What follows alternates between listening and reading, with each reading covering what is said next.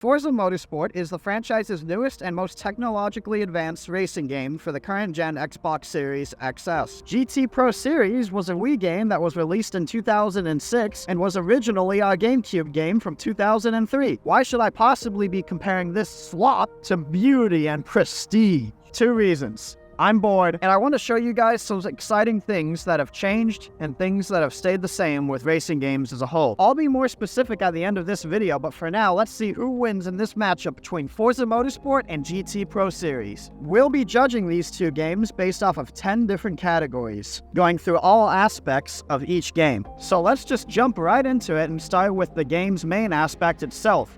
The racing. But before we even hop into the race in Forza Motorsport, we first got to deal with the pre-race setup. And what you can do in this pre-setup racing screen is a variety of different options. From adjusting basic options such as difficulty to beginning practice laps. That'll earn you car XP, we'll talk about that later, and we'll be able to gauge how fast you do on laps and see if you stack up against the driver tires of your specified difficulty. Another aspect that I really like that you probably won't have to deal with in most of your average races, but when you do the very long races, you'll definitely have to be concerned about it, is your fuel and tire options available to you. And with the dynamic lighting that Forza Motorsport has, we can finally have 24 hours of Le Mans where it's actually 24 hours and not just 99 laps. One thing I love about this new Forza Motorsport is the event placement. The event placement allows you to start wherever you want to start in the race, from 3rd place all the way down to 24th place. And with event placements, you earn more money the further back you place yourself, creating an incentive to start the race further back rather than just starting in 3rd all the time. Throughout the race, there are certain circuit segments that you can do, which would allow you to earn car experience, and you can also earn car experience when you are overtaking cars. But we'll get back to car experience later. There are also penalties that can drastically affect your time in the game, from going off the track to colliding with other players. Meanwhile, with the racing game from the Wii, GT Pro Series, there's a black screen. It tells you how many laps there are, tells you the lighting and weather conditions, and you're off. That, and with the overall professional feel of the racing in Forza Motorsport, we are going to give this round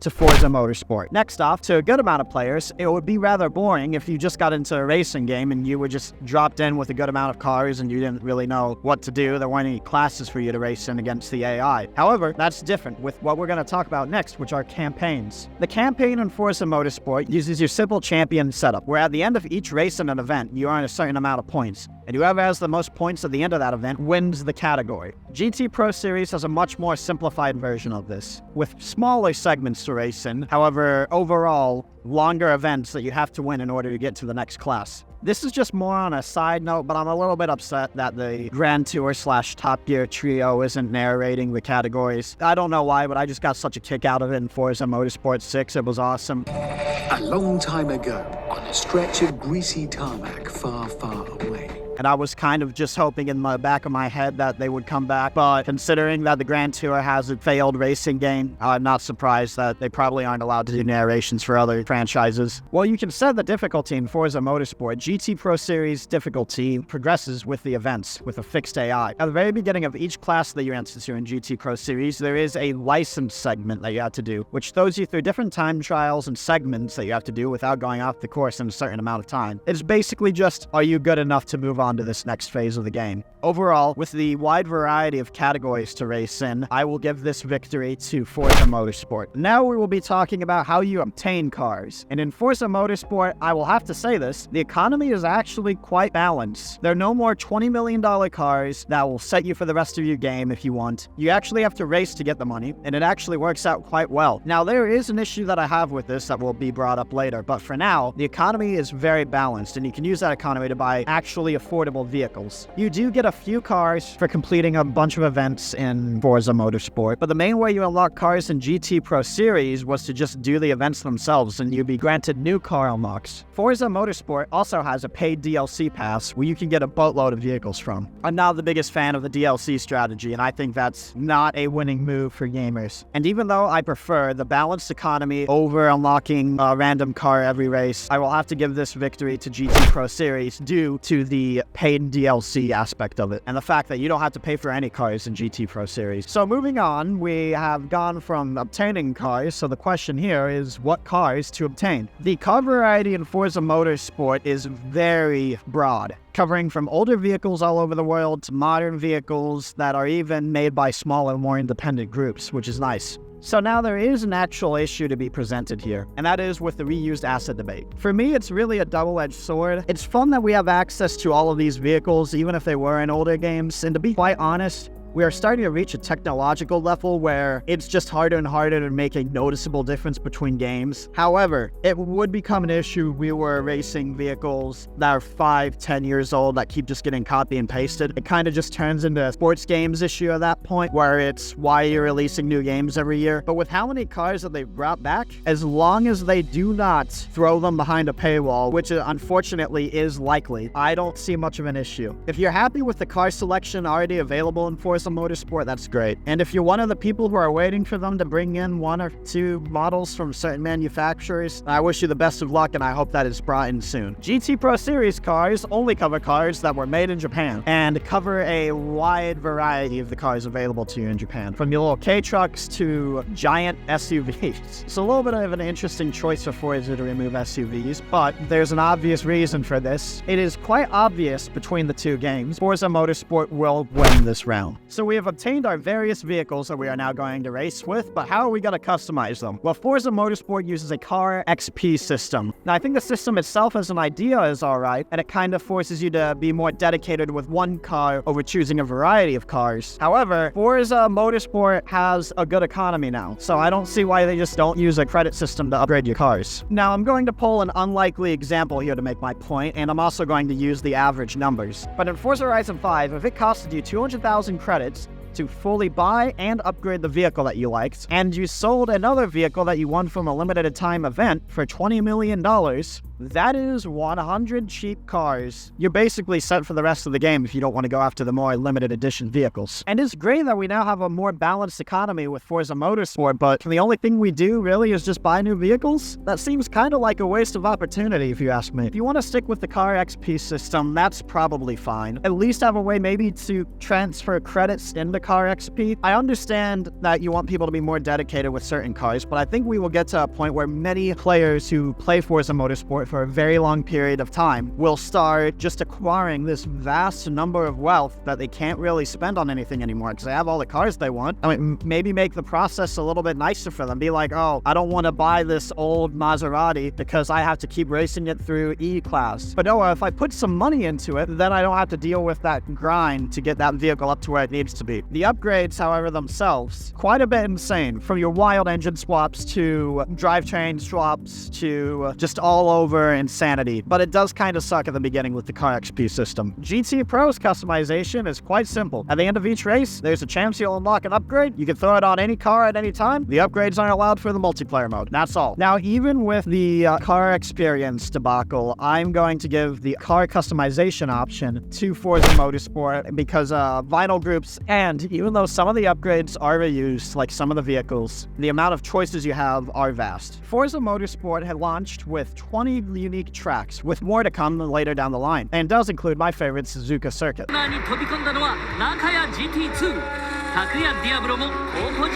Each track allows you to race with different variations of itself, and to be honest, the only thing that I was kind of taken back by was the fact that they did not have a full Nürburgring option. Do you know what? If I'd been in Bomber Command in 1943, I would have bombed the Nürburgring every single night.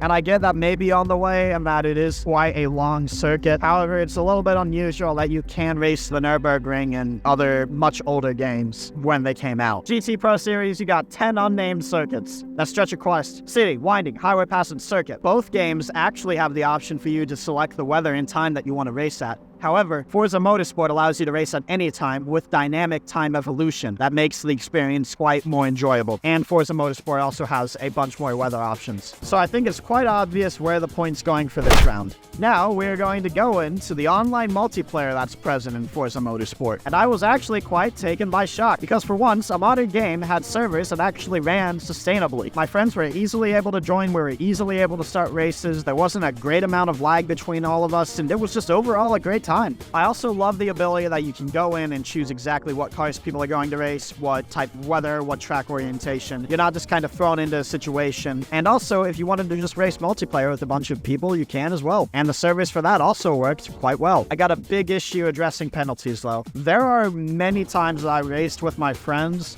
where we just spun someone out and they went off the track, and they got a penalty for being off track, but the person who spun them out didn't even get a penalty for collisions. I understand that this has been an issue that's been addressed many times before by many other people who have done it much better than me, but it doesn't feel right to not bring it up in this video. Another thing that I absolutely love about the multiplayer, especially in private matches with your mates, is that you are actually able to earn money from this. This has been something that I've been wanting for a very long time. But the fact that if I just want to do races with my friends, guess what? We actually earn experience points, car experience, and driver experience, and we get money from the race itself. It's awesome. With the private sessions too, we can qualify to see who deserves the front row spot. That's amazing. GT Pro Series has no online multiplayer, so the online multiplayer is going to go to Forza Motorsport. So let's talk about split screen, but this time we're going to go start with GT Pro Series. And the local split screen multiplayer that you can do in GT Pro Series, you can have up to 4 friends with you. You can choose all the cars, handicap the cars if you want to. All your friends are able to choose between automatic and manual transmission options. All of your friends are able to determine their controller scheme, and overall it's just a great time that you and your friends can have racing on all the different courses made available to you. Now I'm sure that with GT Pro Series split screen, Forza Motorsport would have something that's incredible that would definitely change the way how the game... Oh. What? Are you serious? This point's gone to GT Pro Series. But moving on from multiplayer, let's talk about what you mainly race in single player, which would be AI. The Forza Motorsport AI will change depending on what difficulty you set it at. And AI can actually be a little bit aggressive at certain times. And even if you have that one AI who's somehow way in front of every other AI and yourself for literally no reason, it is a fun challenge that you can adjust depending on your playstyle. GT Pro Series had fixed AI that was the same on all quick race options, but got progressively more difficult, but was still fixed depending on the class you were racing in the championship mode. The only way you could create more of a challenge for yourself in GT Pro Series was to purposefully pick a car that had lower power. It does appear that in Forza Motorsport, the AI is slightly affected by rain, where in GT Pro Series, there's no difference whatsoever. So overall, with the ability to choose what AI you want to go with, this easily goes to Forza Motorsport. So finally, let's talk about what you use to even race with in the first place, which are the controls. One thing that I find very interesting with Forza Motorsport is just quite simply the amount of assists you can have. It is kind of funny because I did actually beat my friends once by using a throttle assist, steering assist, and braking assist. And I didn't even touch the controller. However, overall, the handling feels absolutely great, and it feels like Xbox and Team 10 Studios actually did their time to experiment with all of the different button features and combinations that they could have done. And I think it did actually turn out to a very smooth and enjoyable experience. But what if you're a more hardcore racer? Well, Forza Motorsport has an easy enough wheel support system. So with that all aside, what does GT Pro Series got to offer? But GT Pro Series already had motion controls where you were able to turn the Wii remote like it was a steering wheel itself. Even came with the steering wheel attachment. But even though the motion controls are genuinely awesome, it is nothing compared to an actual wheel setup system. So I think quite obviously, even though I love the Wii motion system, we're gonna give this round to Forza Motorsport. So our winner, ladies and gentlemen, is Forza Motorsport. How do you feel, Forza Motorsport, for beating a game that's 17 years old, technically 20 years old? No, I'm just joking with you guys. Obviously, the game that was going to be better is the one that came out more recently. But the reason I compared these two games was just to show you how much racing games have advanced within the last 20 years. It's quite awesome how 17 years before GT Pro Series, racing games were still in 2D. And now 17 years after GT Pro Series, we have phenomenal experiences like Forza Motorsport. And I'm very excited to see where racing games will end up as a whole in the next 17 years as well, especially with the advancements in AI technology and VR. However, this does bring up one issue as well that needs to be addressed that has more recently been emphasized within the last 17 years, which is greed. It's going to be very scary if we end up in a future where all the cars we have to buy, half of them we just have to buy separately from the $70 game. It's gonna suck if we end up in a reality where you do have to buy every bullet or magazine. And I think sports games and racing games are on the front lines of the microtransaction debacle. So it's just going to be interesting to see where Forza Motorsport will wind up in a few years. But for now, I've actually enjoyed the experience, and I'm very excited to see what will happen next. And now, if you excuse me, I have some very mischievous things that I have to do in City Skylines too. Ah!